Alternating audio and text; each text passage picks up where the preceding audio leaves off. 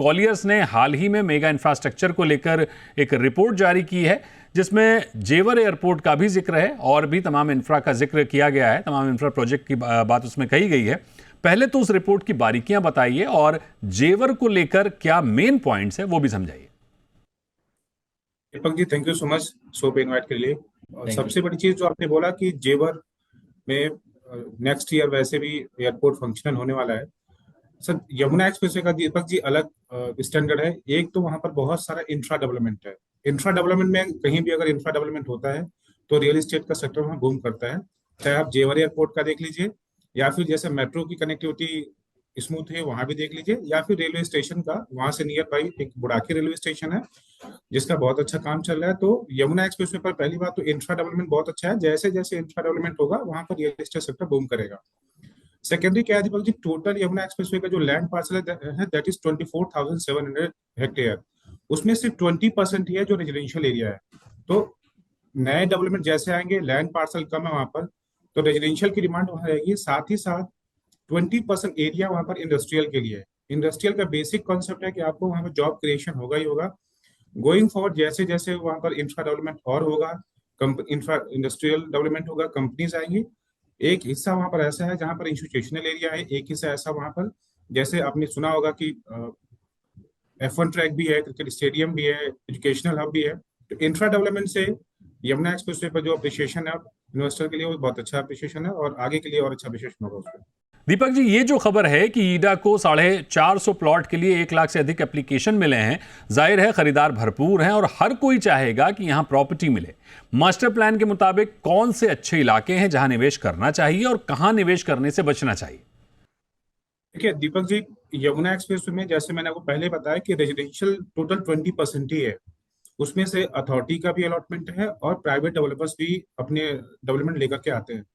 पिछले 2-3 सालों में अगर आप देखेंगे तो यमुना एक्सप्रेसवे पर बहुत लिमिटेड प्राइवेट डेवलपर का लॉन्चेस हुए हैं। अभी पिछले 6-8 महीने में कुछ एक दो लॉन्चेस हुए हैं वहां पर।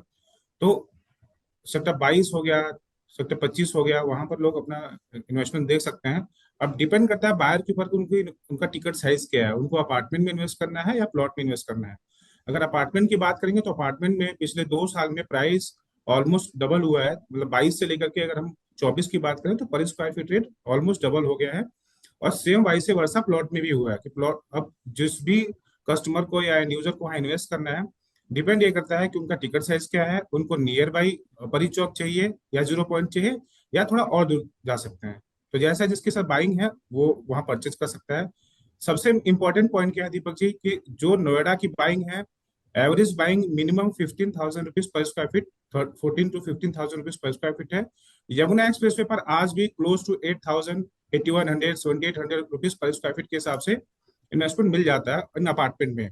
तो होता है क्या सर कि एक average ticket size in less than 1 CR apartment का साइज मिल जाता है, इसलिए वहां पर इन्वेस्टर और एंड यूजर दोनों इन्वेस्ट कर रहे हैं। ठीक है, लेकिन जिस तरह से डिमांड दिख रही है, लेकिन रेजिडेंशियल लैंड महज 20% है, ऐसे में चौतरफा प्राइवेट डेवलपमेंट बढ़ेगा, तो कौन से इलाके हैं जिनमें निवेश से बचना चाहिए? दीपक जी, जैसे अभी रवि जी ने बोला कि जहां भी आप इन्वेस्टमेंट करना चाहते हैं सबसे पहले तो उस एरिया का आप ड्यूल डिलिजेंस करिए। और ड्यूल डिलिजेंस के लिए मैं एक सजेशन दूंगा कि एक सिंपल वे होता है, आप सर्च एंड टाइटल रिपोर्ट निकलवाइए लोकल अथॉरिटीज में।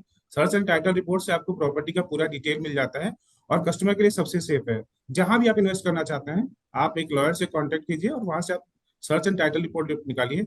वहां पर आपको ड्यूल डिलिजेंस बहुत ही क्लियर हो जाएगा कि इस पर कोई इनकम्बेंस है या नहीं है। वहां पर आप इन्वेस्ट कर सकते हैं जहां पर कोई लीगल लिटिगेशन ना हो, अथॉरिटी के एक्वायरिंग के अंदर ना हो और सारे टाइटल क्लियर हो, वहां पर आप इन्वेस्ट कर सकते हैं। दीपक जी, अंतिम सवाल होगा आपसे। जैसे हमने देखा कि जेवर में अच्छा एप्रिसिएशन दिखा है, अगर हम आगे 5 साल का नजरिया लेकर चलें, क्योंकि अप्रैल से एयरपोर्ट ऑपरेशनल हो जाएगा, जाहिर तौर पर उसके बाद हलचल बढ़ेगी, कमर्शियल डेवलपमेंट बढ़ेगा, तो अगले 5 साल में प्रॉपर्टी एप्रिसिएशन में कितने बदलाव की उम्मीद कर रहे हैं? दीपक जी, अगर हम लोग नेक्स्ट 5 ईयर्स का होराइजन लेके चल रहे हैं तो आज की डेट से मुझे लगता है कि एवरेज में आपको 2.5x का ग्रोथ होगा अगले 5 साल में। उसके कई फैक्टर्स हैं, जैसे रवि जी ने बताया, मैं उसका अलग से आंसर करूंगा।